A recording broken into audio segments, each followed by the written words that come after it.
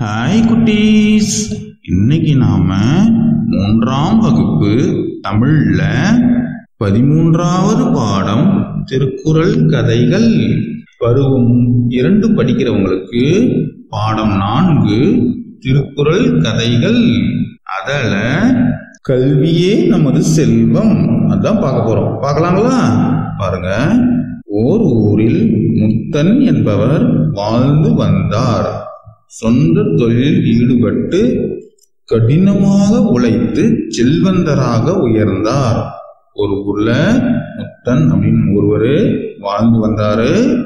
அவரு சொந்த தொழில் செஞ்சு கொடுமையா உழைச்சி செல்வந்தரா உயர்ந்தாரு.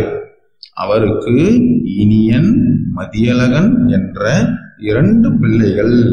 அவருக்கு இனியன், மதியழகன் அப்படின்னு சொல்லி 2 பிள்ளைகள். பிள்ளைகள் இருவருக்கும் கல்விக்கு முதன்மை அளிக்காமல் தொழிலில் ஈடுபடுத்த எண்ணினார்.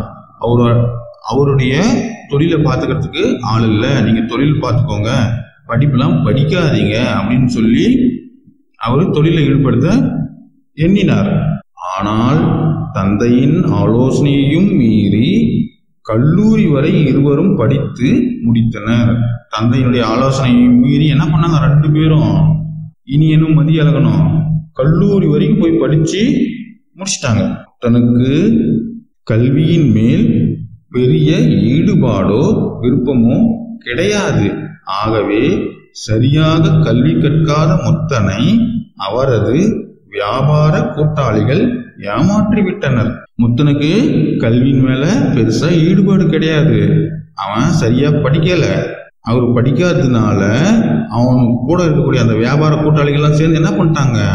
முத்தனை ஏமாத்திட்டாங்க. சரிங்களா? இதனால் வீடு, வயல், ஆடு மாடுகள் என செல்வத்தை இழந்து ஒரு வேளை உணவுக்கே துன்பப்படும் நிலைக்கு அவரும் அவரது குடும்பத்தினரும் ஆளாகினர். இவரு படிக்காததுனால இவர் கூட கூட்டாளிகளா இருந்த வியாபாரிகள் என்ன பண்ணிட்டாங்க? இவரு ஏமாத்திட்டாங்க. படிக்காததுனால இவருக்கு என்ன நடந்ததுன்னே தெரியல.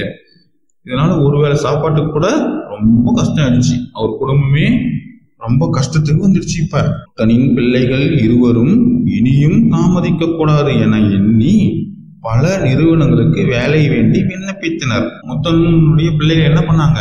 இனிமேல் காலம் தாமதிக்க கூடாது அப்படின்னு சொல்லிட்டு அவங்க தான் ஏற்கனவே கல்லூரி வரை படிச்சு இருக்கிறாங்க தானே. அதனால நிறைய நிறுவனங்களுக்கு வேலைக்கு விண்ணப்பிச்சாங்க. உரிய கல்வி தகுதி பெற்றிருந்ததால் இருவருக்கும் நல்ல வேலை கிடைத்தது. நல்ல கல்வி தகுதி பெற்றிருந்ததுனால இருவருக்கும் என்னாச்சு? நல்ல வேலை கிடைச்சிச்சு. சரிங்களா? சில நாட்களிலேயே குடும்பத்தின் வறுமை நீங்கியது. கொஞ்ச நாள் என்ன ஆயிடுச்சு? குடும்பத்தினுடைய வறுமை நீங்கிடுச்சு. வேலை கிடைச்சிடுச்சு இல்லையா? அதனால நல்ல சம்பளம் கிடைச்சது, வறுமையும் நீங்கிடுச்சு. முத்தன் கல்வியின் சிறப்பினை உணர்ந்து தமது கருத்தினை மாற்றிக்கொண்டார். முத்தன் என்ன பண்ணாரு? படிக்க கூடாதுன்னு நினைச்சிட்டு இருந்தார் இல்லைங்களா? அந்த எண்ணத்தை மாத்திக்கிட்டு இனிமேலு படிப்புடைய நன்மைகளை அவரு உணர்ந்துட்டாரு. கேடில் வெளிச்செல்வம் கல்வி ஒருவர்க்கு மாடல்ல மற்ற எவை. குறள் விளக்கம் பாருங்க.